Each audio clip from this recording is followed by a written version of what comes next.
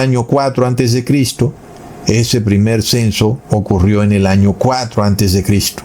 Está bastante obvio. Luego, la segunda vez que se decreta el censo, ahora sí, Cirenio gobernaba también en Siria, pero este censo ocurre en el año 6 después de Cristo. No es el censo que describe Lucas en su evangelio, sino que es el censo violento que Lucas describe en Hechos de los Apóstoles. El primer censo es cuando Jesús nace en el año 4 antes de Cristo, y el segundo censo es cuando Judas el Galileo se rebela en contra del Imperio Romano. ¿Verdad, hermanos? Entonces, ahora sí, si tomamos el momento en que fue decretado ese censo por el emperador Augusto, que ya sabemos que fue en el año 4 antes de Cristo, cuando gobernaba Cirenio en Siria, y le restamos los 30 años de Jesús, cuando él inicia su ministerio, eso nos lleva al año 26 después de Cristo, pero como pasamos por el año 0, eso nos lleva al año 27 después de Cristo. De manera que confirmamos que Lucas nunca estuvo equivocado, sino que de nuevo los ateos ignorantes, el hombre, los historiadores, los líderes religiosos, no leen detenidamente la Biblia y no ven cómo claramente Lucas habló de dos censos. El primero, cuando muere Herodes el Grande en el año 4 a.C., y el segundo censo, cuando es depuesto su hijo Arquelao en el año 6 después de Cristo. Y en ese último es donde los fariseos decían que no se podían pagar impuestos al César, porque eso era considerarlo como Dios, y por eso, según ellos, sería idolatría pagar impuestos al César. Por eso es que nosotros vemos la famosa pregunta que le hacen los fariseos a Jesús en Marcos capítulo 12, versículo 14. Viniendo ellos le dijeron: Maestro, sabemos que eres hombre veraz y que no te cuidas de nadie. ¿Por qué no miras las apariencias de los hombres, sino que con verdad enseñas el camino de Dios? Y luego le preguntan: ¿es lícito dar tributo a César o no? ¿Daremos o no daremos? Bastante capciosa la pregunta y la manera en que la hacen, ¿verdad? Sobre todo por la introducción, cuando dice: en verdad enseñas el camino de Dios, y luego le preguntan: ¿es lícito dar tributo a César? Precisamente porque ellos consideraban que darle tributo a César era idolatría, y era el conocimiento que tenían la mayoría de judíos de la época. ¿Verdad, hermanos? En dicho caso, si Jesús hubiera respondido que sí, se debía pagar impuestos al César, Jesús hubiera quedado como un idólatra y un traicionero al pueblo judío. Pero si Jesús, viendo la trampa y tratando de salirse de ella, hubiera dicho que no se debía pagar impuestos al César, pues hubiera sido denunciado por esos mismos fariseos como un rebelde en contra de los romanos. De manera de que Jesús no solo se libró de la trampa, sino que además estableció un pilar fundamental del cristianismo. El Estado y la Iglesia van siempre por separado. Al César se le paga impuestos y a Dios se le pagan sus diezmos. Sin embargo, los judíos nunca entendieron las palabras de Jesús como hoy en día no las entienden la mayoría de gobernantes del mundo que pretenden unir la Iglesia y el Estado. Gobernantes que en vez de perseguir las acciones violentas, ahora persiguen las palabras y los pensamientos, ¿verdad? Así como está diciendo esta señora Delcy Rodríguez, que en vez de hablar de leyes y de estatutos, habla de espiritualidad. ¡Qué locura, hermanos! Y por eso vemos que el mundo está por acabarse. Los gobernantes se volvieron sacerdotes y los sacerdotes se volvieron gobernantes, así como en el 2020. Los sacerdotes se volvieron médicos y los médicos se volvieron sacerdotes. Todo está al revés en este mundo, hermanos. Impresionante.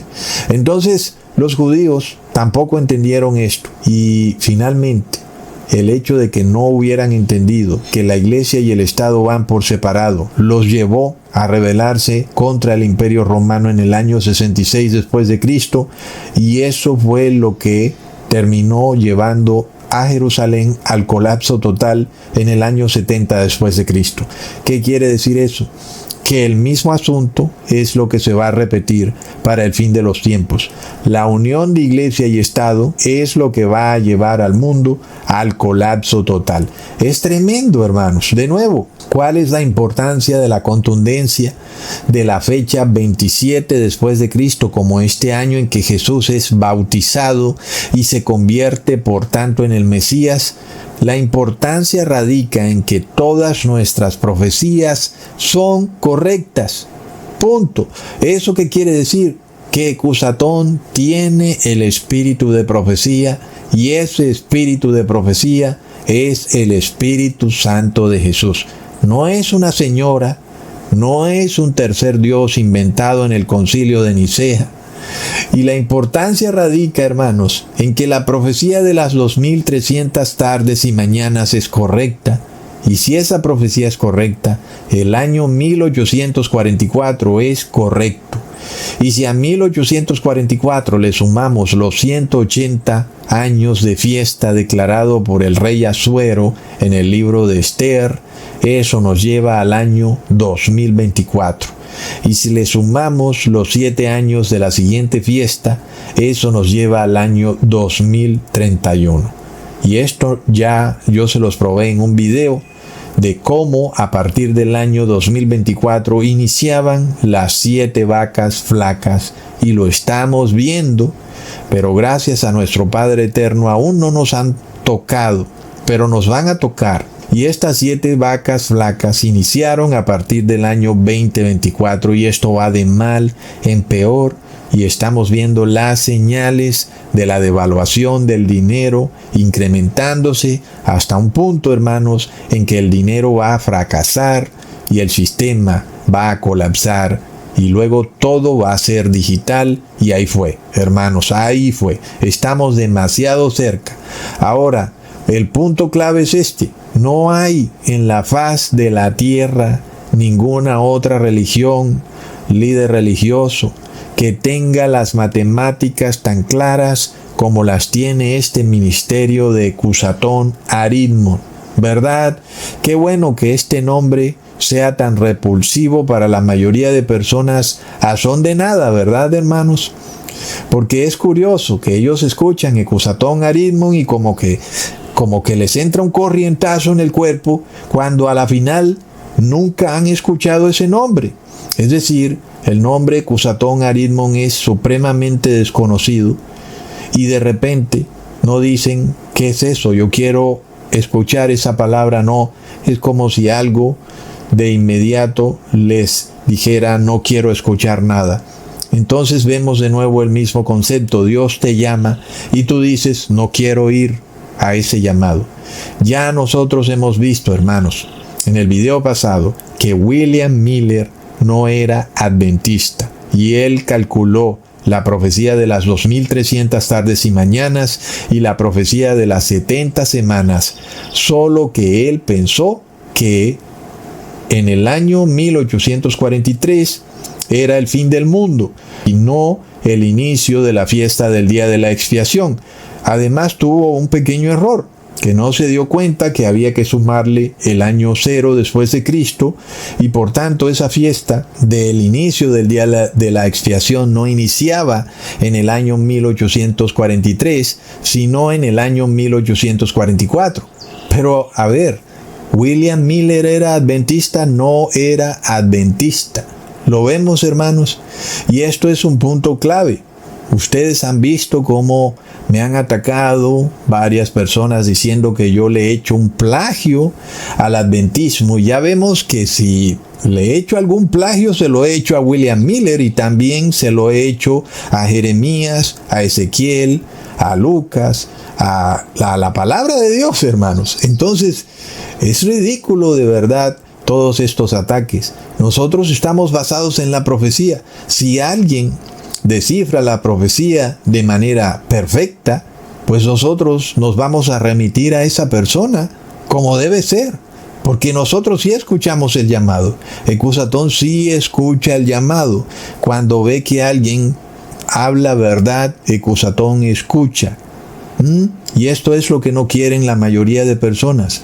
Y empiezan con sus loqueras a decir cualquier tipo de excusas. Que son adventistas. Pues ya ves que no son adventistas. Ya ves que era un señor llamado William Miller. Y por tanto, si esta profecía del año 1844 es correcta, como ya lo vemos que sí es, porque el año 27 después de Cristo es totalmente correcta, entonces la profecía de que debemos reposar en el sábado como día de reposo, porque también viene un sábado milenial, es totalmente correcta. Y este séptimo siglo milenial se acerca imparable, hermanos. Pero además, toda la ley de Dios sigue estando válida. Porque de nuevo, el día simbólico de la expiación se empieza a celebrar a partir del año 1844 y por tanto a partir de ese día las personas deben arrepentirse en vida de todo pecado que tengan y deben empezar a guardar la ley de Dios. Como ya lo expliqué en un video pasado, esto debido a que Jesús está limpiando el templo celestial de todo pecado. Y resulta que si tú vas a ser salvado, el templo celestial debe ser limpiado de todos los pecados que tú cometiste. Ya ves, es como cuando tú vives en un pequeño cuarto y entra alguien a limpiar el cuarto. La única manera pues es que te salgas del cuarto y limpien todo el cuarto por completo, de todo lo que tú has hecho en ese cuarto, y tal vez has comido y han caído migajas al suelo, todo eso tiene que ser limpiado. Luego tú no puedes volver a entrar al cuarto, a volver a ensuciarlo todo de nuevo, ¿verdad, hermanos? Generalmente eso ocurría también antes del año 1844, pero ahora la cosa ha cambiado. Estamos en el día simbólico de la expiación. Es decir, cambió esto, hermanos. No podemos ir contra Dios. Así lo ha establecido Dios y tenemos que recurrir a este llamado. Que Dios dice, bueno, ya está bueno. Ya le vamos a poner fin a esto, ¿verdad? Como cuando tú ya no puedes seguir viviendo en ese cuarto y te dicen, bueno, ya hasta hoy se vence tu arriendo. Debo limpiar tu cuarto, porque hoy viene otra persona y ya no puedes quedarte en el cuarto. Debes irte para otra parte. ¿Y para dónde nos vamos? Nos vamos hacia la santa ciudad, hermanos. Tremendo. Leamos entonces, para aquellos que dicen que no vamos hacia una marca de la bestia en donde la obligación de reposar en domingo le hará perder la salvación eterna a las personas, miremos lo que dice el libro de gobierno de Donald Trump llamado Proyecto 2025. Abro comillas. El Congreso debería fomentar el descanso comunitario modificando la ley de normas laborales justas para exigir que los trabajadores reciban el pago de tiempo y medio por las horas trabajadas en sábado. Ese día se consideraría el domingo, excepto para los empleadores con una observancia religiosa sincera del sábado en un horario diferente. Por ejemplo, del atardecer del viernes al atardecer del sábado. La obligación se trasladaría a ese periodo. Los lugares de culto, en la medida limitada en que puedan tener empleados cubiertos por la FLSA y los empleadores legalmente obligados a operar las 24 horas como hospitales y personal de emergencia, quedarían exentos, al igual que los trabajadores que de otro modo estarían exentos de las horas extras. Es de locos, ¿verdad, hermanos? Increíble. Inclusive hasta hablan de lugares de culto que deben estar registrados por el gobierno y que